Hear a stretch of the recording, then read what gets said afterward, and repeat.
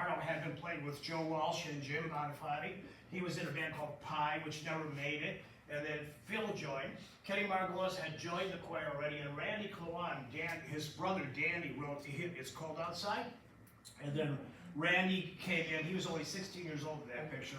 Nice hat, man. So that was that. So that was the choir. Our biggest competition in the choir, we came out, we were the choir, we inherited the name. Choir came out, and our biggest competition was the Cyrus Erie, which was Eric Carmen.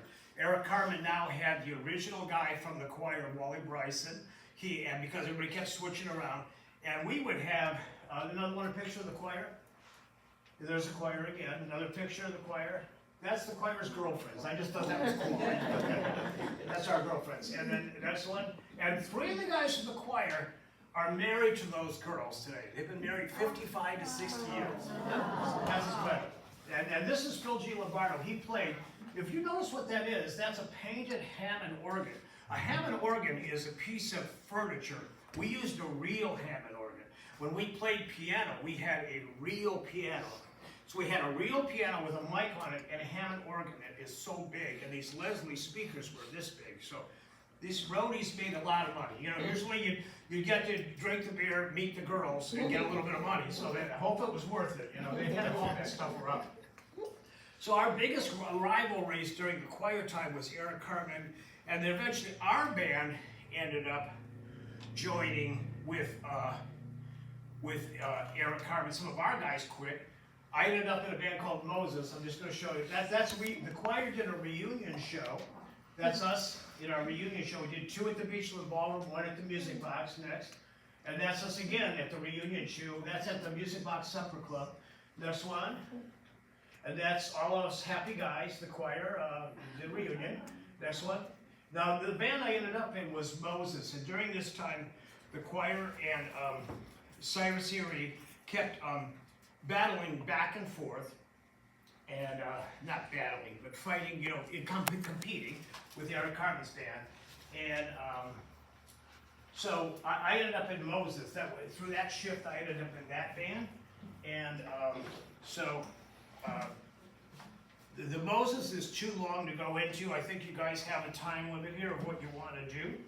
So Moses is a whole other story. I'll just show you the pictures. I'll just show the pictures. Here's Moses. Next one. That's Brian and I. Next one. Next one. That's another one where I gave that away and somebody got beat up. Next one. That's just like a great picture, isn't it? I think that's the cemetery in Cleveland, right? And that probably, maybe I should end on that. Like, what do you say to that? So we got to see the last slide. There it is. And that we had that, and then we put that slide there, and we handed out it as a Christmas card. Moses is too much to go into. That's a whole other thing. We were kind of a clean cut Alice Cooper, if it makes any sense. We were a rock theatrical band. The only bands I could remember that I could relate to was like would be maybe the Bare Naked Ladies, if you know the Bare Naked Ladies, or the Beatles during Sgt. Pepper or something. Just kind of a fun band. So I'm gonna play you a song, and so basically, the choir and the Cyrus Erie competed, and eventually they all broke up. Eric started the band again with 3 of the guys from the choir, and they became the Raspberries. And the Raspberries at the time were the 3rd largest band ever backed by Capitol Records. The first was the Beach Boys. The first was the Beatles, the second was the Beach Boys, and the third were the Raspberries. So they had a lot of, but the Raspberries came out with suit coats and sounded like the Beatles and sang harmony songs that were from Cleveland, and they were competing with ZZ Top and hippies and you know, in Woodstock and all kind of other things that were just totally different than what you know. But the Raspberries to this day have a great cult following, and they have a lot of fans. So my friend Denny from the Lost Souls passed away a couple years ago, and I grieve a lot. I mean, I grieve. I process things through songs, which I'm not unique in that, but people who are really into it do that. And so I saw everybody like trying to reach out and talk, and online. So I made a video on it called I Wrote a Song for You, and I went back to those times, and there's a video, it's Denny Carleton wrote a song for you if you want to hear it, but I'm going to play it for you, and this is, I wrote that for all the people who were back then, you know. Polka dot shirts, silver tone amps, all the lost souls crammed into a van. Play music at the dance, cause that's what we do. TV wasn't color and it's all brand new.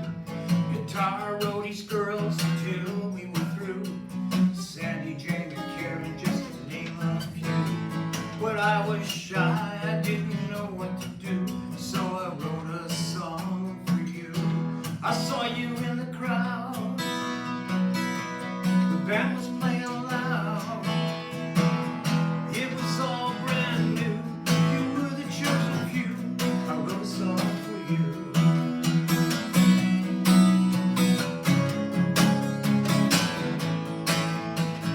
KSC, CYOs and hullabaloo, 99 and Rick, some guy named Drew.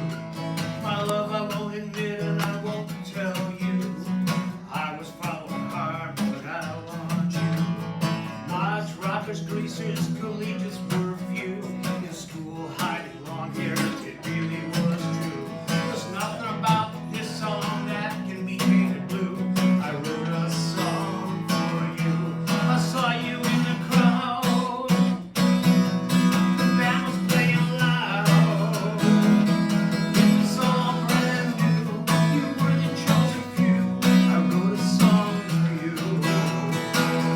Yeah, one thing that I know, though it happened long ago, the love we had was true, our one and one's made two. I wrote a song for you. I wrote a song for you. I wrote a song for you. Striped shirts, mini skirts, love at first glance. There's 1,000 little stories in every single dance. I can't go back in time, so I did what I could do.